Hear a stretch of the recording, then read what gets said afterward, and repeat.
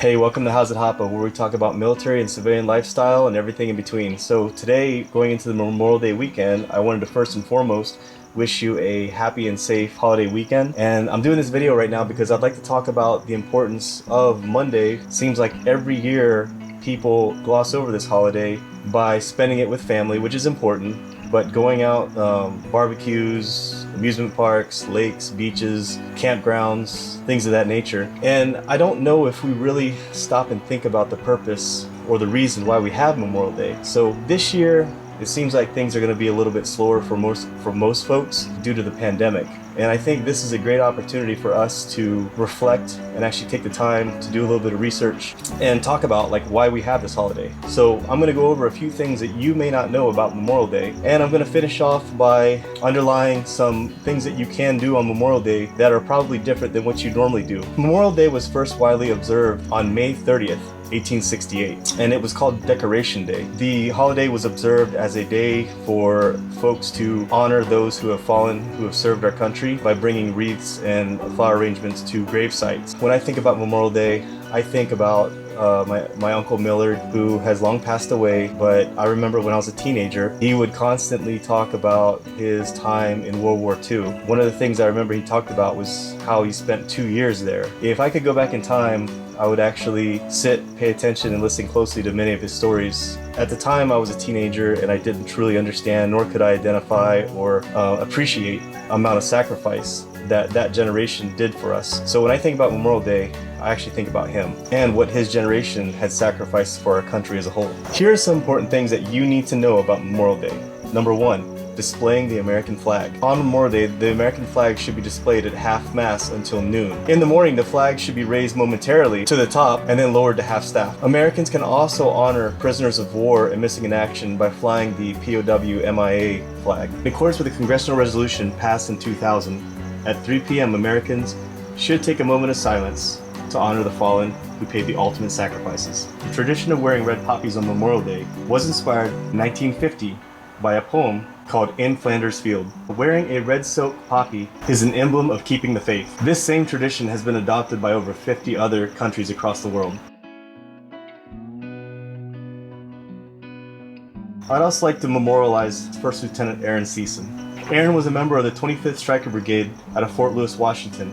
He was part of the 73rd Engineering Company, also called Sapper. Aaron's specific position and job in Iraq was part of Task Force IED. IED is improvised explosive devices, also known as roadside bombs. The main job of that task force was to clear the routes for U.S. troops that had to travel across some of the most dangerous routes in country. I was a transportation platoon leader at the time. Aaron's company was directly responsible for making sure that our routes were always cleared. Like myself, Aaron had also deployed to Iraq as a second lieutenant. While in country, he received his promotion to first lieutenant. While doing his mission of clearing the routes, First Lieutenant Season's vehicle was struck by an IED near its fuel tank, which immediately set the entire vehicle on fire. Lieutenant Season had received 80% burns across his body, and when the medics showed up, he instructed them to take care of the other injured soldiers first. Lieutenant Season was immediately flown to Germany. Unfortunately, he passed away the next day due to his injuries on May 22nd.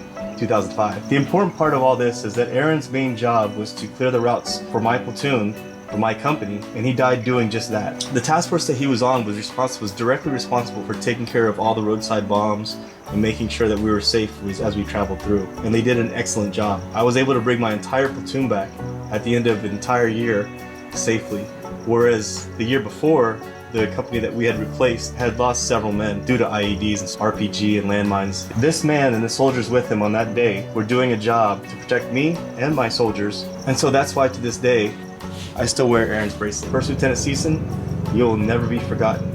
I'll also have some links below that'll take you to Aaron Season's memorial page. With that being said, this year many of us will not be going to large gatherings, we won't be going to parades, we won't be going to barbecues, we won't be going to amusement parks, we won't be going to beaches more than likely, we won't be going anywhere. We'll be staying home with our immediate family.